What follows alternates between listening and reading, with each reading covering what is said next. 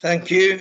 And can I just say welcome all to the Policy and Resources Committee. Start straight away with the agenda. Number one, apologies or substitutes? No apologies, convener. Thank you. Two, declarations of interest. Councillor King. Yes, convener. Item 8, Arbroath Common Good. I declared an interest when this was being discussed amongst the Arbroath members. I'm a council appointed director of Arbroath Golf Links Limited and currently acting as the chair. I have no personal financial interest and I will stay in the meeting, discuss and take in part in a vote if necessary. Thank you very much, Councillor King. Anyone else? I did see Councillor Duff's hand go up but come down again. Yes, convener, thanks for that. Yeah, I would like to declare an interest on items 10 and 12. I have met with representatives of Whittaker Engineering along with most of the other Montrose members, really just to get a briefing on their plans. Obviously, the fee agreed for this property had already been discussed with officers, so that wasn't discussed at all. So it was more about just getting a picture as to what their future plans were. Yeah, just for transparency, just to make that clear. Thank you. Councillor Sturrock. Yeah, the same as the Councillor Duff, the meeting with Whittaker Engineering. Convener, could I ask both councillors just to confirm that they will stay and take part, please? Yes, I will take part, yes. Yeah. Thank you. Okay, thank you. Any further declarations? I'm not seeing any. My hand's up. No. Councillor Salmond. Oh, Councillor Salmond. Yep, Yeah, got you now. Just, along the same lines as my two colleagues in Montrose, agenda item 10, report number 38421. I had meetings with Whittaker Engineering as well. I'll take if necessary. Thank you. Okay. Myself as well, convener, Councillor Stewart. Thanks, Councillor Stewart. Okay. Okay, we'll move on. We've got the minutes. There's A, the previous meeting, and B, the special subcommittee. They agreed. Agreed. Thank you. 4, we've got an information report. The report's by Ian Cochrane, and can I just say thanks to Gavin Balfour. You've got the list right of the appendices. Good news stories, I would say, so I'll just go straight on to, are there any questions? Any comments? Councillor Whiteside. Thanks, convener. I was a little bit slow with my hand there. Yeah, just looking at the report, there's a lot of the good information there.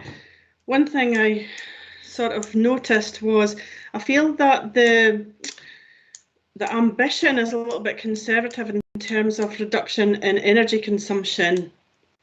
I think we'll have to accept the situation we're in and be a little bit more bold with our ambition. Now, I appreciate that there's cost implications for moving things forward in terms of moving to renewables, but I think it's really important to have some shovel-ready projects which will result in spend to save items going forward. So that was just my take from the paper, but congratulations to the officers for this. Okay, thank you, Councillor Whiteside. Maybe Mr. Cochrane wants to come in on that. Thank you, convener. Thanks, Councillor Whiteside. Indeed, we try to be ambitious. We're following the government targets in terms of 75% reduction by 2030. It's certainly a challenge in terms of our buildings. One of the ways we're doing that is reducing some of the number of our buildings, but of course we equally are expanding things like early learning centres as well at the same time. So there is that conflict. Some of it is about how our energy is green. So if it's green electric that we get, then the conversion factor comes into that. And then we are continuing to look at things like PV panels and the like on our buildings. So we absolutely have that ambition, but it certainly is a challenge, and the conversion for all of us in terms of business and individuals in terms of converting from sort of fossil fuels to the future fuels is going to be very challenging. But thank you for your comment. Yes, right. Thank you, Mr. Cochrane. I've got Councillor Miles. Yes, Convener. We have to carefully consider our energy consumption. If this storm in the past has done anything at all, it's made us very aware of the vulnerability we are to relying solely on electrical power. As one that was out for 4 or 5 days, and if it hadn't been for fossil fuels, we would have been severely struggling, as would a lot up in this area. So we have to take cognizance of that, and we can't suddenly go down the route of either all electric heated homes, or let's say there would be a lot of households in dire need. Just a word of warning. Thank you for your comments, Councillor Miles. Okay, any further comments? Yeah. Yes. Councillor McMillan Douglas? Thank you very Because much. I recognise your voice, actually. Well, I'm glad, Convener, after 4.5 years, we recognise each other's voices. No, thank you very much, Convener. I wanted to actually congratulate the council, the officers, and the administration as well, actually, for the reduction in energy consumption. In 2021, as everyone will have read in the papers, we were £500,000 less expenditure than the year before. We were nearly 4% reduction in energy consumption over the year before. And as the paper says, this is due to the policies that we took to move to LED lighting, as well, which has been a great success, as well as working from fewer buildings where it is possible to do so.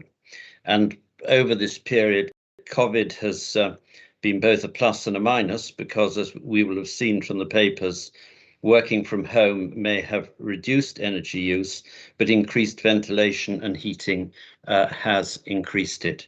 So I think it's a pretty good story. And I just wanted to say that, Convener. Thank you. Thank you, Councillor. Yes, Mr. Cochrane, if you could just pass on to all our thanks for all the hard work that your team have done regarding this, and especially thank Gavin for the report. Okay. Any further comments?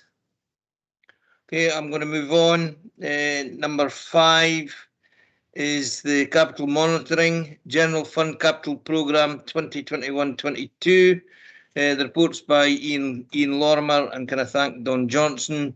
You've got the recommendations. Are there any questions?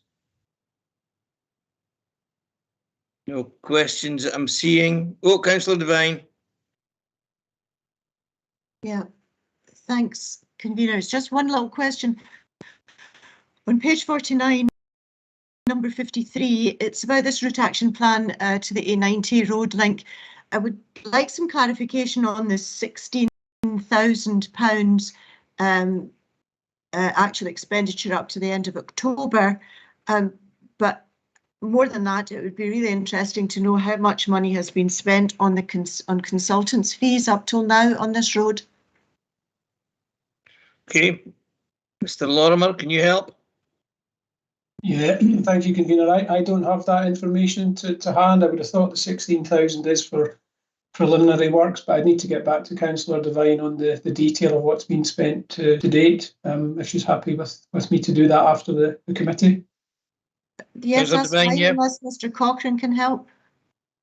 Thanks, Convener, for yourself. As Mr. Lorimer has stated, the fees to date are the 16,000 for this year and or the previous year's studies as well. So we had spent obviously quite a substantial sum in looking at the alternative routes here. There's been quite extensive work through our consultants who've been looking at that. So that accounts for all the expenditure to date. Thank you. Councillor Duff, you want to come in? Yeah, I did want to follow up Councillor Devine's question. I guess we got a briefing from the consultants, I think in June, about the status of the project, and we were promised a sort of report to committee sometime, I think, after the recess, which is obviously not transpired. I just wanted to raise the issue of funding.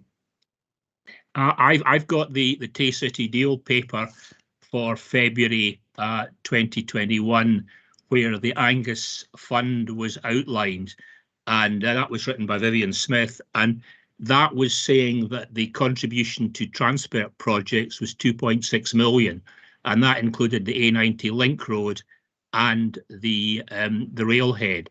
Now, of course, as members will be aware, the capital monitoring papers show the contribution from Tay City deal as 10 million to be agreed.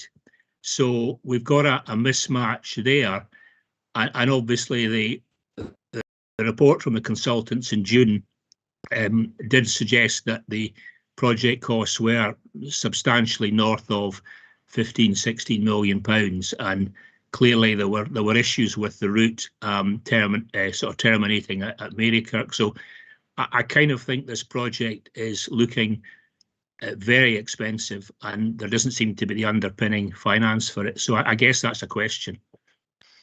Okay, thanks for that, Councillor Duff. I'm not sure who's going to answer that. Is it Mr. Cochrane or Mr. Lorimer? I'm certainly happy to try, convener. Thank you for the question, Councillor Duff. You're right that first of all that this project's only part funded through Tay City deal. You'll be aware that it was the UK government, I believe, that was looking to make a contribution here, but of course transport being a devolved issue meant that was somewhat complicated. We are hopeful that we can still look at further funding packages though through the Tay City deal as potential.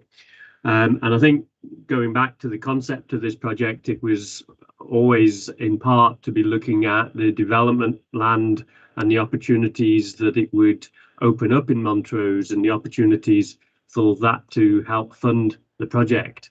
I think that's become more complicated, as a lot of other things have over time, from when this was originally considered, partly because, as again you'll probably recall, that did come around because of the Lawrence Kirk Junction and the challenges around that at that time. Indeed, costs have become challenging in terms of where we've looked at routes and the potential link of whether it just goes through to Marykirk and up to the Lawrence Kirk Junction, and that's some of the work that we've been doing. And more recently, we've been doing work with businesses to see around their need and their support for the road. So it has indeed been a sort of slow progress, and apologies that you've not had a report updating you. I know we've given various updates at different times through CPMG, Brian Boyd. I think one of the challenges around Montrose is those connectivity links. But we are also conscious of, the changing views, particularly from Scottish Government in terms of things like new road building and the likes. I hope that helps you, Councillor Duff. Yeah, thank you, and we'll look forward to that report in due course. Okay, right, thank you for that. Did I see Vivian Smith's hand go up or is... Yes, convener, it did go up briefly there, but I think Ian has now answered the question. That's if I could just maybe elaborate slightly in relation to the resources, what we had put forward through the Angus Fund money was a 10% allocation of the £26.5 million, and Council has set aside £6 million towards Tay City's deal. There were £3 million that were set aside in relation to Brechin, and there was £1 million in the capital plan for the road. So that's where the aggregation has come from, Councillor Duff, in relation to that 10 million. So hopefully that helps to clarify that one. Thank you for that, Vivian. Okay, I'm going to move on to Councillor Sturrock. Yes, thank you, convener. Yes, concur with Councillor Duff. This report has I've been waiting for it. It's been very quiet. This is in a situation. It's long in the talking and slow in the delivery. So I'd like to see some report on this in the near future. Thank you. Thank you, Councillor Sturrock. Remembering, of course, colleagues, that we are in difficult times. Right, we are short of staff, and to be perfectly honest, our staff are way overworked. They are trying their best. Okay, any further comments? Not seeing any. You've got the recommendation, reviews and scrutinises. Is the report agreed? I'll take the silences. Right, thank you. Okay, we'll move to item 6, is the revenue monitoring 2021-22 and the renewal and repair fund position 21-22, and the reports by Ian Lorimer, and can I thank Gillian Woodcock. You've got the recommendations. Are there any questions? Councillor Whiteside. Thanks, convener. I just wanted to point out that actually sometimes savings aren't a good thing. I'm looking in particular at the education section and the savings in the school meals. Now, those of us that are on Tayside contracts will know that the figures are really concerning as far as uptake of school meals, particularly in secondary schools amongst those who are entitled to free meals. And that's something that we really have to try and improve. So I just wondered if there's any particular actions in place to try and improve the uptake in this very important area. Also noticed that there was quite a significant underspend in the repairs in the HRA section, and that's understandable, I suppose, given the current circumstances, but that's not much comfort for our tenants who are sitting waiting on repairs. So I'm just hoping that we're on course to catch up with those sometime soon. Thank you. I'm sure we are. Thanks, Councillor Whiteside. Is there anybody who can help with answering that? Mark Armstrong. Thank you, convener. I can certainly come in relation to the school meal question. As those that are on the joint committee with Tayside contracts will know, they have developed a very specific programme to seek to increase the uptake of school meals across all of their schools in Tayside. But we in Angus, as part of our community planning partnership and as a key strand of our child poverty work, are working with Tayside contracts on a service design proposal, particularly aimed at addressing that issue that Councillor Whiteside highlighted, which is the low uptake of those who are entitled to free school meals within our secondary schools. So that piece of work actually is about to commence this month with input from both Tayside contracts and our schools education and school service. So we will be reporting back on that probably by the middle of next year. Thanks, Mark. Thank you. Is that helpful? Yes, thank you. Councillor Duff. It's Gavin Balfour. I can come in on the housing repairs question if you like. Oh, that's super. Thanks, Gavin. Okay, yeah, thank you. So, yes, Councillor Whiteside, thanks for the question. Labour and materials are an issue at the moment on our repairs contracts, and that is resulting in a reduction in performance. However, we are taking, appropriate contractual action with our contractors. I don't want to go into too much detail at committee on that. However, I'm perfectly happy to take that off the table and have a discussion regarding that. Thank you. Thanks, Gavin. Councillor Duff. Yeah, thanks, convener. Yeah, I just wanted to raise the health and social care partnership IGB report 415 on page 61. As I understand matters, we're overspent on the, if you like, the Angus Council part of that account, but the NHS have saved money, so overall we're in surplus. The formula for dealing with deficits, perhaps I'm assuming that's something like a 1-2 split between Angus Council and NHS. Just the question I have, I suppose, is if there's a saving, do we get money back on that same sort of 1/3, 2/3 ratio? I guess there's a concern that there could be if the situation had been reversed, we could have an additional call for funds here. Thanks, Councillor Duff. Right, I must say, right, I'm not able to answer that question. Ian Lorimer? Yeah, thank you, convener. Yes, so the arrangements we have, the scenario that Councillor Duff's outlining there is covered by the current integration scheme. And that arrangement means that the risk of cost overruns is shared among the funding partners. It is roughly 2/3, 1/3 between the council. The council's about 1/3, and the NHS Tayside is roughly 2/3. It's based on the spending directions of the two funding partners.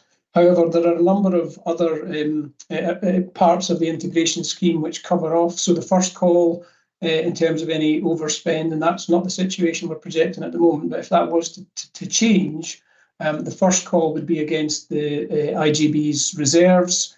There would then, if that wasn't sufficient, there would be an option to look at a recovery plan, effectively corrective action to try and bring the spend back into line. And only once all of those other avenues had been exhausted would we be into a position where the funding partners potentially would be then required to provide additional funding.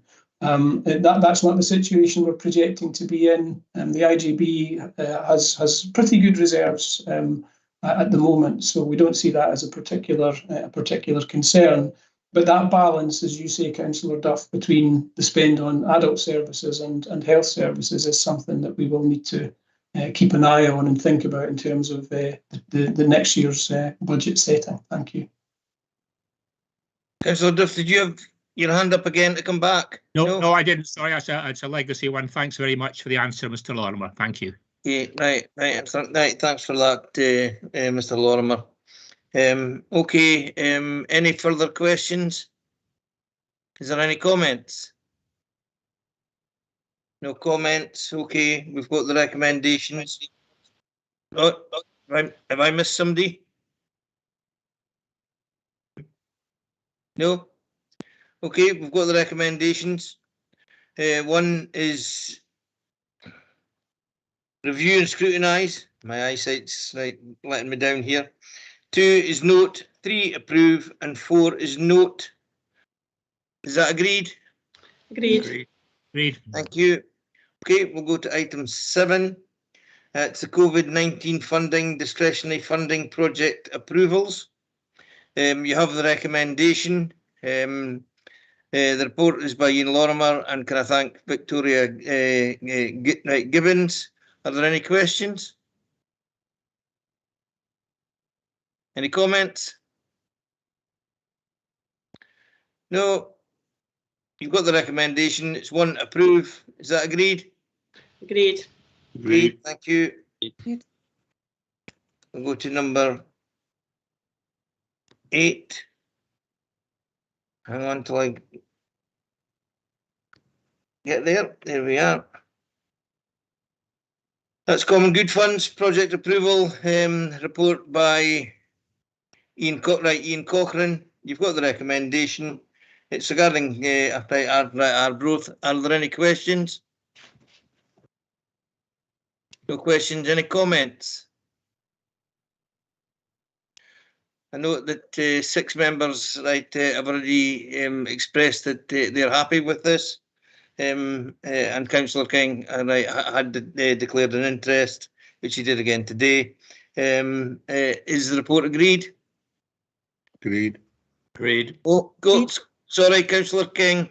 Yes, I think you can take that as all the declaration, just to keep it above board. That's fine. Thank you for that, Councillor King. Okay, we'll move on.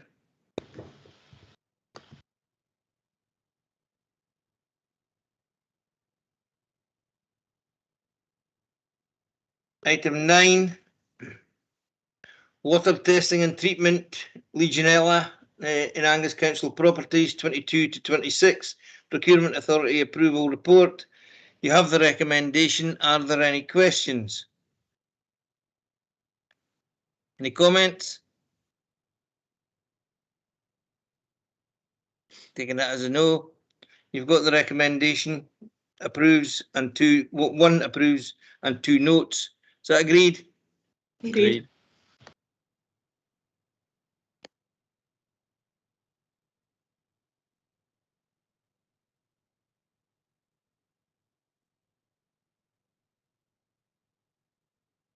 Okay, item 10 is a property sale. Former garage at Ferry Street, Caledonia Street, Montrose. And the report is by Alison Smith. And can I thank Merlin Dunn? You've got the recommendations. Are there any questions?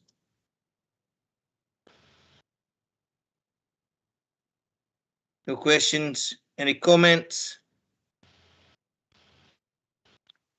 Councillor Duff? Yeah, Councillor I Duff, can I guess. just remind you not to mention item 12, please? Yeah, I'm just to say that I'm very pleased that this untidy part of Ferry Street looks like it may well have a new owner and get tidied up. And obviously the Montrose Spine Road was very successful. We've seen a lot of investment along it, and that building, the custom house and the granary, were a bit of a blight on that route. So I think the fact that it's got a new owner who is now keen to develop it. The garage site was compulsory purchased by the council, and the solution put forward in papers 10 and 12 looks like a satisfactory answer for everyone concerned. Yeah, totally agree. Thank you, Councillor Duff. Jackie Buchanan, you came in, followed by Councillor Sturrock. Thank you, convener. It was just to say that Angus Council is making as much information accessible to the public as they can, and there's only the part that needs to be exempt that's exempt. Now, if members don't need to debate or discuss or comment on the exempt paper, then there's no need to go into an exempt meeting area to discuss it, and they can simply determine the recommendations in public. But other than that, if they did want to do that, they would need to hold off determining the report, the public report, until they discuss the private report. It was just to clarify, Councillor Fairweather. I hope you don't mind. Thank you. No, not right, not at all. I'll go to Councillor Sturrock before I ask the question. Yeah, all I'll say on this one, convener, is that as is already mentioned, the Spice Road was a great avenue for facilitating the sale of this property. I'll just leave it at that. Thank you. Okay, we've got the recommendations. One is it's recommended, and two is notes A and B. Is that agreed? And is that agreed? Agreed. Okay. Do we feel we have any need to go into item 12? I don't think so. Is that agreed? Agreed. Agreed. Thank you very much. That concludes business. That was a quick one today. Thank you very much. Thanks for your time.